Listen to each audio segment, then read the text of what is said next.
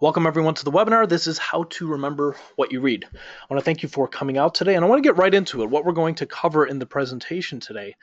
First of all, how to read and remember technical material. A lot of the people that attend these webinars, we see students and professionals, and whether you're reading, very technical material or maybe a textbook, I think you'll find some strategies to cope with that kind of material. Also, we're going to discuss how and when to take notes. Obviously, it depends on your purpose while you're reading, but if you do have to take notes, we're going to discuss some strategies for how to take them, when to take them, and also memory principles that are important for you to recognize if you really want to commit to memory the material that you're reading. And we'll go over a specific memory technique that was actually used by the ancient Greeks. I think you'll find that fascinating. A little bit about Iris reading. If you're not already familiar with the work that we do, we teach speed reading courses and memory improvement courses and also productivity courses all across the US. We're actually just beginning to do them internationally. If you want to organize something at your school or your company or organization, you're more than welcome to reach out to us. Actually, I've got my personal email at the bottom right there, paul@irisreading.com, or you can go to our website, click on the contact page. And the courses that we do obviously are not just online, but also in person. So our main focus when it comes to reading, there's really three areas of reading. Speed is important, right? You don't want to go too slow, and of course you don't want to go too fast either. It has to be balanced out with comprehension. Comprehension is obviously what do you understand, but there's a third area of reading, which is retention, and that is obviously what do you remember later on. And these are the three things that have to be there in order for us to be efficient readers. We want to be able to remember the material, we want to be able to comprehend the material, and we want to be able to go at a speed that is not too fast or not too slow. We want to get through the material as efficiently as possible, maintaining and basically balancing out all three of these areas. So the first thing we're going to discuss today is how to read and remember technical material. There is a process called the multiple reading process, and this is a three-step strategy to approaching technical text. And I'm going to go over the three steps and some general guidelines. We'll actually use a textbook chapter as an example so you can see, but this can be tweaked depending on the type of material that you're reading. And we'll talk about how we can tweak that too. But the first step is a preview. The first step in this process, if you were reading a textbook, a general guideline for the preview would be to read something like the introduction and the summary. So let's assume you had a chapter inside of a textbook. This is a Latin American history textbook. You can see chapter 15 here. If we were going to read the introduction and the summary, you can see the introduction here is sort of, this area right here, focus questions, and also this first little paragraph. Now, obviously, various textbooks are structured in different ways, so sometimes you might, instead of focus questions right here, you might see something like objectives, or it might actually say introduction. In this case, this is pretty straightforward that this is the introduction, so we would read all of this, and then we would skip all the way to the end of the chapter, and we would look for a conclusion. Now, in this particular textbook chapter, there's nothing that specifically says conclusion or summary, but there is a little area called achievements. And actually, if you look through the rest of this textbook, a lot of times you'll have these small little sections at the end, which will kind of recap information for you. So we would read the introduction and the summary to the material. Now, the whole point of this first step is to get a very broad overview. What is the chapter going to be about? Now, some of you, if you're a business professional and you're not in college and you don't have to worry about reading textbooks, what if you have some 35-page PDF? The first page of your PDF, you might have maybe it's an executive summary at the beginning or an abstract, or maybe it's just the first 3, 4, or 5 paragraphs. That would be your introduction. Remember, we said general guidelines, read the introduction and the summary. Of course, your summary might be, it might say achievements like it says here, or it could say conclusion or summary. Once we're done reading the most general information, we move on to step number 2. This is what we call the overview. And this is where you would kind of just casually flip through your chapter or whatever else you're reading, and you'd be looking for structure and big ideas. So you can get that usually through headings, subheadings, maybe even boldface words or words that are in italics. Anything that kind of pops off the page is what we're looking for during step 2. And this is actually a very quick step. The point is, let me get broadly familiar with this. In the first step, you're getting very, very general information. The second step is where you're getting a little more detailed but not too detailed because you're just reading headings and subheadings. Now, let's say you're reading material that doesn't have any headings or subheadings. Well, you might read instead the first sentence of each paragraph. Why would we do this? Because, as you probably already know, the first sentence of a paragraph tends to be the main idea, or the topic sentence. So if you read all the first sentence of each paragraph, you can usually get the gist of what something is going to be about and how it's structured. But if I had headings in my chapter and subheadings, I wouldn't even bother with the first sentence of each paragraph. I'd just be casually looking through at each one of those headings. And now I know how long my chapter is, what are the big ideas that are going to be discussed. I might not know any detail about that yet, but that's fine, because I'm just doing this so I can get familiar with the chapter. If you look at that Latin American history textbook that we were looking at the introduction summary earlier, as you can see here, this is page after page of heading and then a subheading. So we would read all of this. Let's say your material had some bold-faced words. I would look at all those bold-faced words. I wouldn't necessarily look up the definition at this point, but I just want to know that they're important for later on. And why? Because the whole point of step 1 and 2 is to prepare us for step number 3. And by the way, this previous slide here, this would be the situation if you didn't have any headings. Maybe you would just read the first sentence of each paragraph. Now, in this particular textbook, we did have headings and subheadings, so I probably wouldn't do this. But if you didn't have them, this would be a good way to get all the main ideas. So all of this, the whole point of these first 2 steps is to prepare you for the third step, which is the most obvious thing. It's read your chapter. Now, you already read your introduction, so maybe you can skip that. You might want to read it again. Maybe you have a test coming up. I'll leave that up to you, and it's dependent on your purpose. But why are we approaching the material in a 3-step process? Most people, what they do, they'll start on page 1 of chapter 1, and they just read in a very linear way. Notice what we did here. We kind of jump around a bit. We read the beginning of the chapter, the introduction, and then you read maybe the summary, so you jumped from the beginning to the end, and then you looked at all the headings and subheadings, or maybe you read the first sentences. You're kind of paging through this and really getting a good sense of the structure. You can kind of think of this process. I like to think of it as, what do you do before you play a sport or before you exercise? You warm up, right? Or you stretch out. You can think of step 1 and 2 as the reading equivalent of stretching out or warming up. The whole point is just to get familiar with the text, so when you start reading it, you could read a little more efficiently. Remember how we said speed, comprehension, and retention are all important? Well, in this process, the preview and the overview, these are going to help you get prepared for the material so that you can read it faster. So that is how we are affecting our reading speed. If you know what to expect, you'll go faster than you otherwise would have if you didn't flip through and check out the chapter. Now, remember we mentioned comprehension, obviously also very important. Again, if I know what to expect, I should be able to comprehend and understand the material better too. And I've got this upside down triangle on the screen here because this process resembles an upside down triangle in that you're starting with the most general information at the top, and then you're getting more detailed as you go through the process. And it turns out that your brain processes information more efficiently this way, when you start general and then get specific. If you start off specific, it's a little more difficult. You ever hear that quote, when you get caught up in details, you lose sight of the big picture? Right? We've all heard that before. This keeps the big picture in mind because you're starting with the big picture and then you're getting more and more narrow, more detailed as you go through. And the main reason this helps, remember we said retention, that's the third area of reading, our speed, comprehension, and retention. Well, the way this helps with retention and what you remember is largely a function of repetition. Repetition is what helps you remember. I'll repeat that. Repetition helps you to remember things. That's true, and that's how we remember songs, right? I'm sure there's a song I could put on right now that you have not heard in years. And you hear that song and you'll probably remember the lyrics to it. I mean, if you heard that song enough times in the past, right? Why? Because, of course, repetition is how you remember the lyrics to songs. And if you think about music, music is inherently embedded with all sorts of repetition. You know, there's a beat that repeats, or the melody. There's a chorus. If it was popular at a certain time, maybe you heard it all the time. Maybe it was on your MP3 player, you had it on repeat, or you heard it on the radio all the time. Repetition is essential to your memory.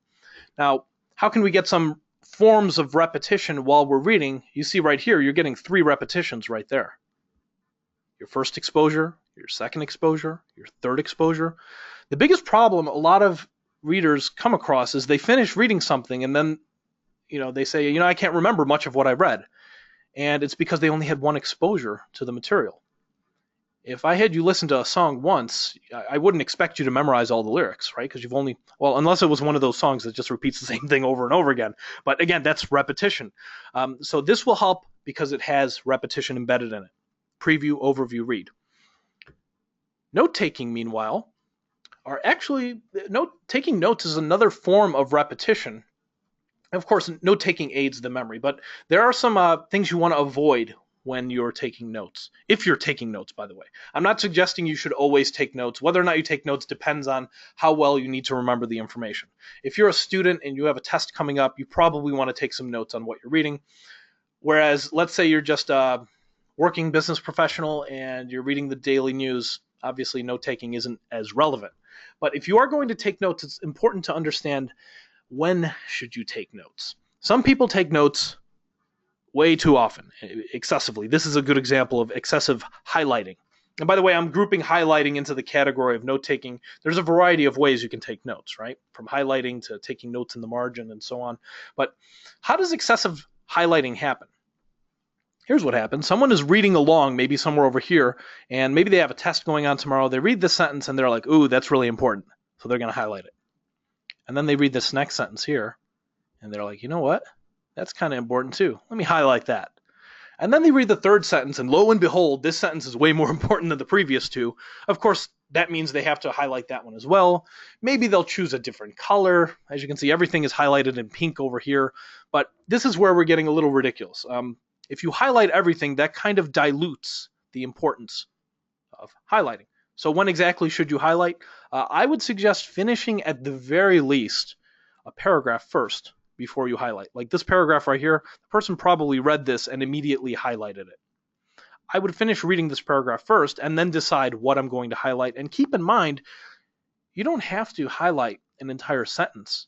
You could just highlight a keyword or a short phrase, and that will remind you of what that material was about. And if it doesn't remind you, well, you've got the text right there and you could just reread it. So there's no reason to highlight, entire paragraphs or 2 or 3 sentences at a time. If you're wondering what a good balance as far as how much time you should spend, this is a general guideline. I wouldn't spend more than 20% of my time. If I was a student and I was studying for 60 minutes, I wouldn't spend more than 20% of my time note-taking. So what that amounts to is 12 minutes max of note-taking.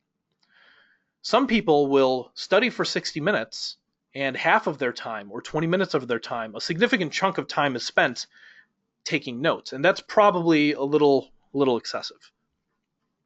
Now the next question is, how should I take notes? Some people don't have any rhyme or reason or structure to their notes. I know I have I'm sure I have notebooks from high school where my notes were I would take notes just to pass the time.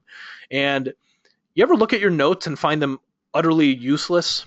This might be an example. If you look at this, it's kind of hard to tell what is what unless you originally wrote these. Sometimes people write notes and they can't even figure out what they were writing because maybe it's poorly written, but a lot of times it has to do with structure.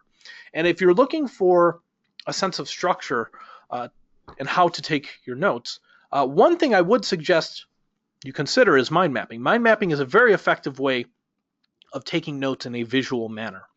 And not just a visual manner, but a non-linear manner. When I say non-linear, I mean, the way your mind works, it doesn't operate in a linear fashion. When I say linear, I mean like step 1, step 2, step 3.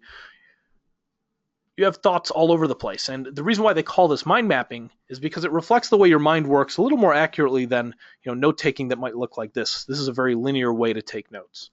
So if you're mind mapping, you could put notes all over the place. You still could have structure. Obviously, these are subcategories of this category here. And if you have to have things in a certain order, you could just take your notes in a clockwise manner like this. But if you are going to take if you're going to create mind maps, obviously you could do them by hand, pen and paper, Or if you like taking your notes online on your computer, you might want to consider these two applications.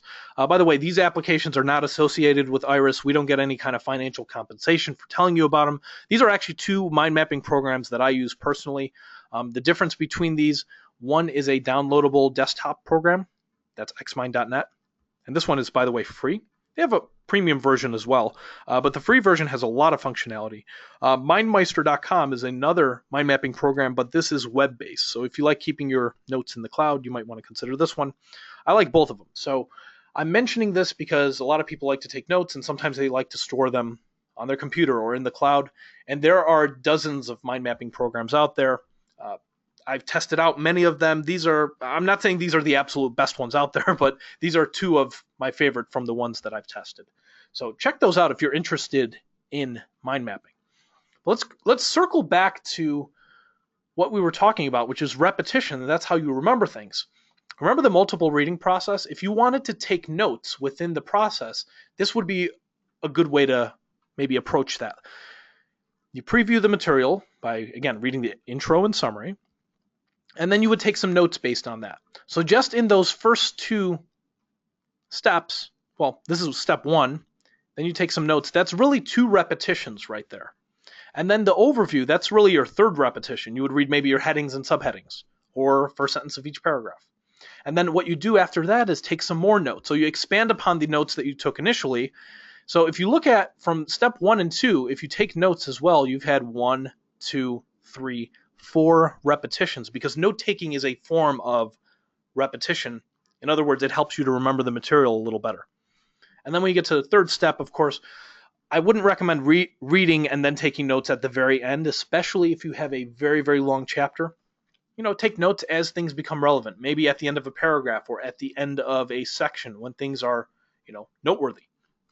So this is how you can implement note-taking into your multiple reading process. And again, this works very well with technical material, but even if your information isn't very technical, maybe it's just informational text, maybe it's a nonfiction book that you're reading, you can apply this process to a chapter as well, and you'll find it easier to get through the information efficiently, understand it better, and also remember it much more effectively. So that's the multiple reading process, helps with repetition. This is not the only thing that you can do to improve your memory. There are some other important memory principles. Repetition is just one of them that most people are familiar with. But another very important memory principle is something called association. And to demonstrate that, I want to talk about something called the Baker-Baker paradox. It's very well known among psychologists. It's an experiment that they've done many, many times. And here's the essence of what the experiment is. They take a group of people and they're introduced to a guy named Mr. Baker. Now, they don't know that they have to remember the name. What the psychologists want to see is how many people will remember this guy's name. Now, to make sure they don't have a flawed, result, they don't tell them that that's the purpose of the study. They basically tell them the study is about something else, and casually in the middle of the study, they are introduced to this guy named Mr. Baker. Now, at the end of the study, a few days later, they bring this guy back, and they want to see how many people remembered this guy's name. Almost everyone forgets. That's not surprising, right? We've all forgotten names. It's usually around 90% of the people will forget that his name was Mr. Baker. The interesting thing about this is there's a second group that they are simultaneously studying, and these people are introduced to the same guy, but they're told he's a baker. They're told his occupation is a baker, not that his name is Mr. Baker, but that he is a baker. Now, he's not dressed up as a baker or anything like that, but the funny thing about this group is that they do the same thing. They don't tell them that they have to remember that. They bring the group back a few days later, and they're asked, what do you remember about this person that you were introduced to a few days earlier? And this time, it's almost the exact opposite. A lot of times, it's usually around 90% will remember that this guy was a baker. Now, why is that? Despite the fact that they call this the Baker-Baker paradox, it's probably not the best name because it's not really a paradox. The psychologists understand why this is happening. It's because there's a different amount of remembering going on in each scenario. In one instance, it's hard to remember. My name is Mr. Baker. In another instance, it's easier to remember someone's occupation. And there's a reason for it, and it has to do with the memory principle we were just talking about. And that is association. When you think of a baker, what do you think of? I mean, you would associate that to a lot of things, right? You could associate it to, you would picture a baker maybe with one of those large baker hats. Kind of, I'm thinking like the Pillsbury Doughboy, or you might think of a baker with an apron with, maybe flour on his or her hands. You might think of bread and cakes. So there's a lot of associations related to a baker. Now think about the name Mr. Baker. What do you associate that to?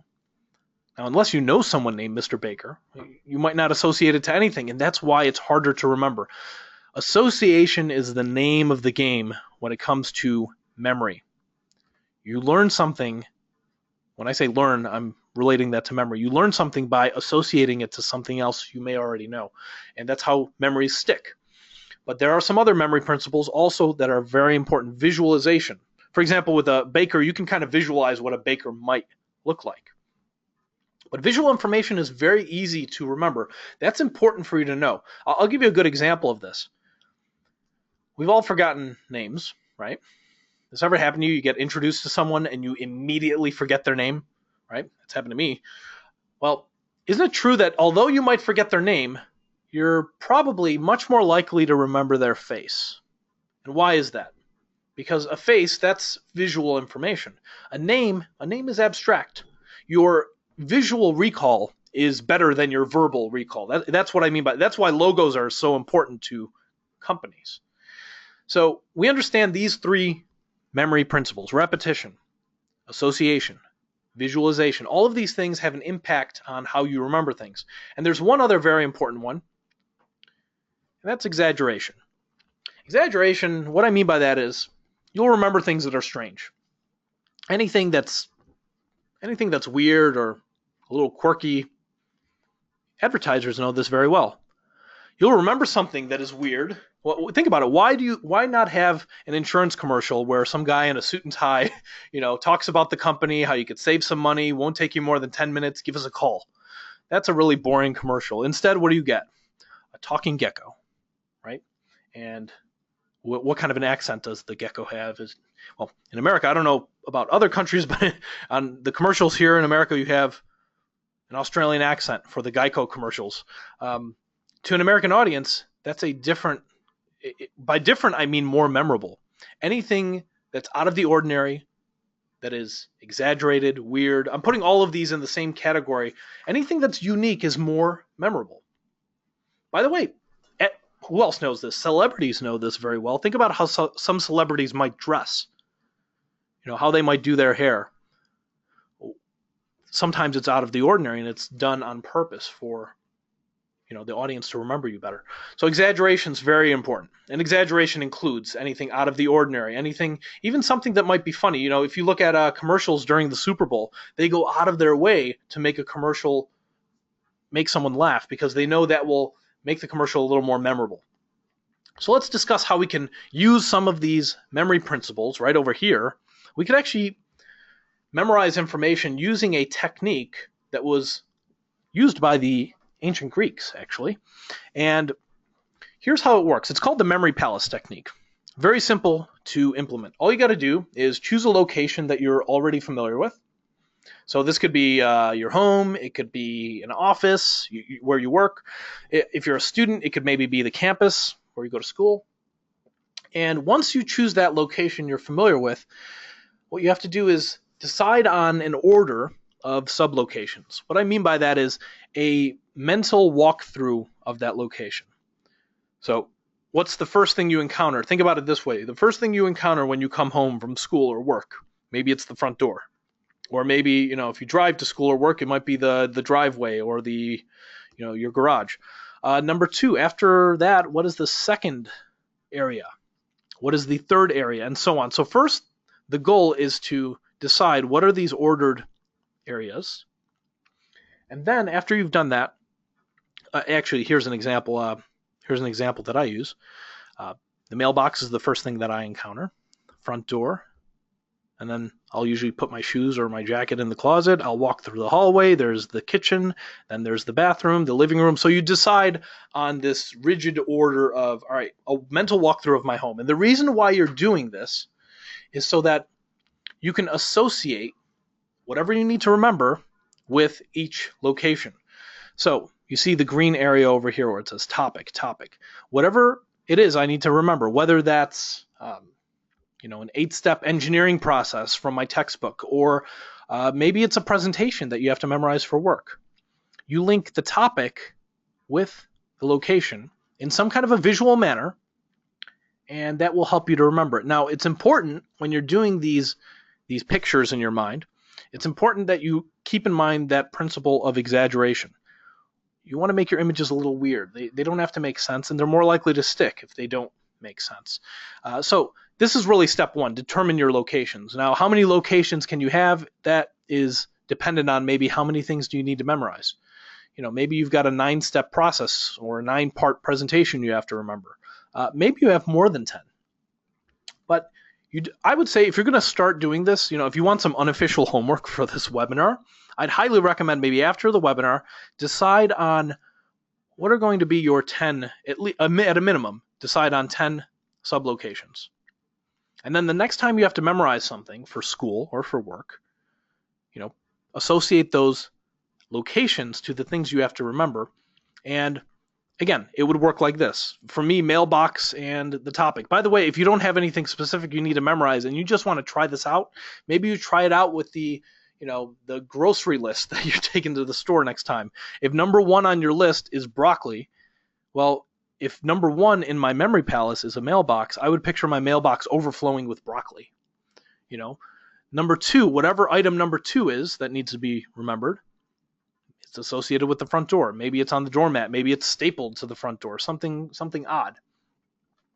So I'll give you an example. Let's say the topic is technology, and the memory palace is your home. Remember we said earlier, your memory palace could be any kind of location you're familiar with. This could be your office, could be your campus. But let's say it's your home in this scenario, and let's say here are my first 5 sub-locations in the home, and here are my topics.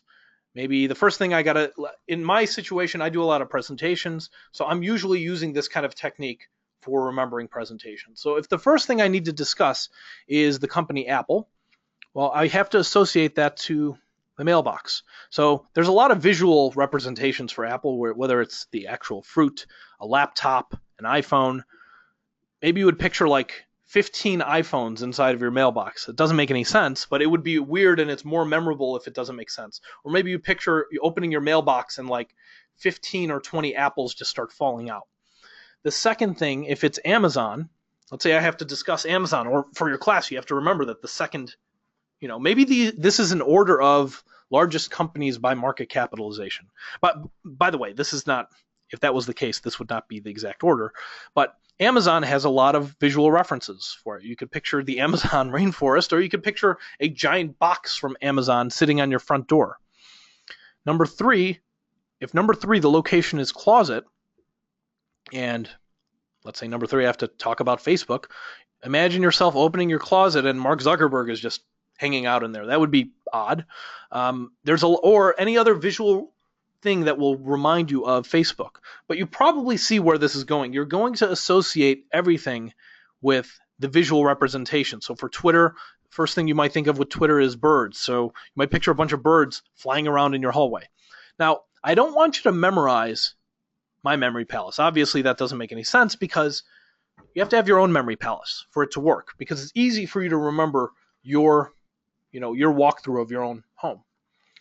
Now, by the way, I actually was doing this workshop not too long ago in New York City, and a student mentioned to me, because I was mentioning like hallway, kitchen, first bedroom, second bedroom, and this college student told me, well, I live in a studio apartment. I don't have all these locations in my home. I have a small apartment, and he was wondering how to apply this with the sublocations. You can still do it with even if you have a small place. You can think about if you had a studio apartment in Manhattan, there's the street right outside of the building where you live. There's the lobby of the building, maybe. Maybe there's the elevator or the stairwell that goes to your place, the hallway leading up to the front door. So each one of those sublocations, and by the time you get through the front door, you can still have, okay, the wall on the left, the windows in front of me, the floor, the sofa, the coffee table. Even within a kitchen, you could have, multiple sublocations, from the microwave to the fridge to the freezer to the oven. So I've already rattled off probably almost close to 10 sublocations that could even be in a smaller place. So I don't want you to think that you need to have some massive home in order for this, process to work. Where this process excels is, let's say we get to a point where we need to remember subtopics.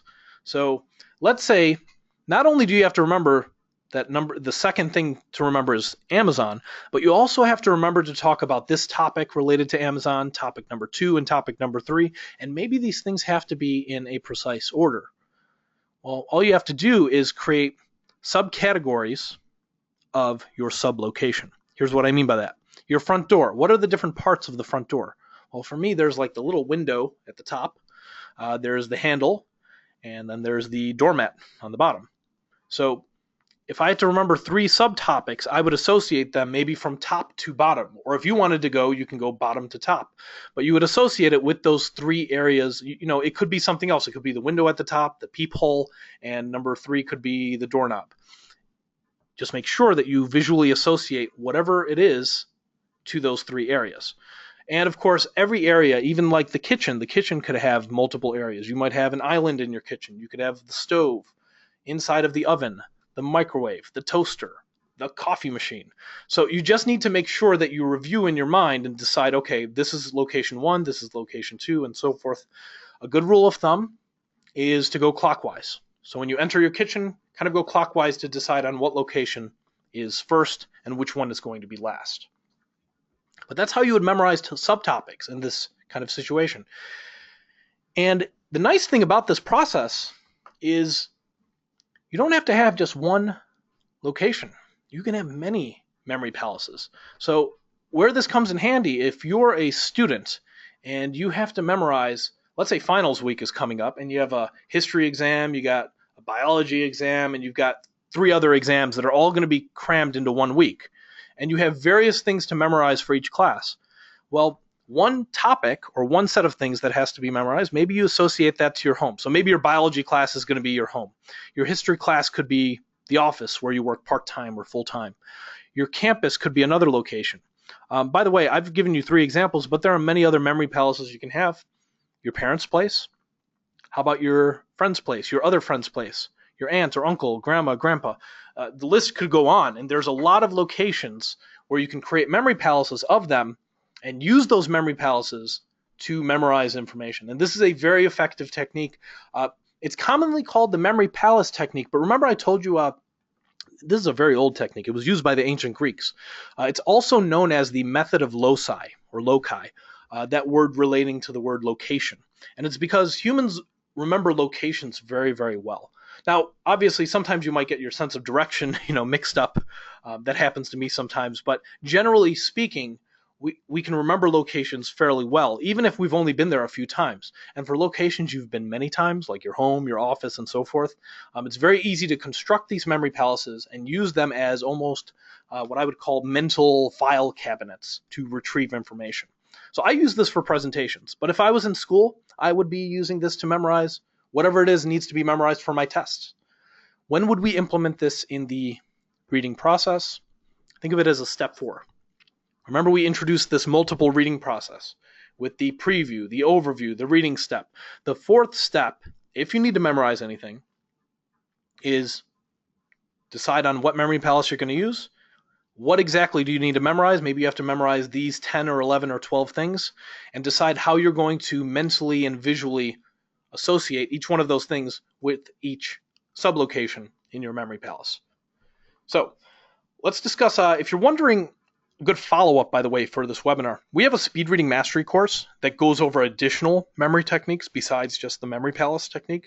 If you go to irisreading.com/mastery, it's actually a series of 10 webinars. First webinar is how to read groups of words. Second webinar is how to reduce subvocalization. The third webinar is how to remember more through spaced learning. By the way, this topic right here, subvocalization, this has to do with that voice you hear in your head while you're reading. If you're saying all the words in your head while reading, that means you're only going to read as fast as you talk. And that slows down a lot of people. So we want to get into the habit of reading as fast as we can think. So there's a webinar on how exercises that will help you reduce subvocalization. Spaced learning, This is a concept related to memory and making sure that you can kind of memorize things in an optimal way. There's also a webinar on essential eye training related to speed reading, learning to read and remember visually. So this actually touches a little bit on the memory palace technique, but then it goes into other techniques as well for memorizing information. And the 6th webinar in the series is how to sharpen your focus for increased speed. So a lot of what speed reading is about is kind of training yourself to concentrate better so you can read more quickly. If you can't concentrate, you're not going to be able to go faster. The 7th webinar in the series is high-speed comprehension strategies. The 8th one is related to getting through the news, the most efficient way to speed read the news if you want to stay on top of things that are going on in the world. There's an advanced speed reading exercises webinar, and probably our most popular webinar in this series is how to read a book in one day. So if you guys are interested in any of those, go to irisreading.com/mastery. It's a good follow-up to this particular webinar. Now, when we launched these 10 webinars, each webinar was $25 each. So the 10 total, it was a $250 total package. If you go to this particular link, you can get it for $50. So it's a special price we have for people attending this particular webinar. And it also includes a bonus PDF on techniques for remembering names. So if you're interested in that, go to irisreading.com/mastery. You can get all 10 webinars. Each webinar is about anywhere from 30 to 60 minutes in length. You can watch them online at your own time, or you can download them. And again, it's a $50 price for people attending this webinar. And if you're looking for kind of a summary of what we've discussed today, and this is good also for repetition. Anytime you learn something, once you're done with it, it's good to quickly repeat. What we've covered today, obviously, was the importance of repetition. So we're kind of repeating that here. But the multiple reading process and the inherent repetition associated with that. We also discussed how and when to take notes, and the memory palace technique, which is a very effective way of organizing and remembering information.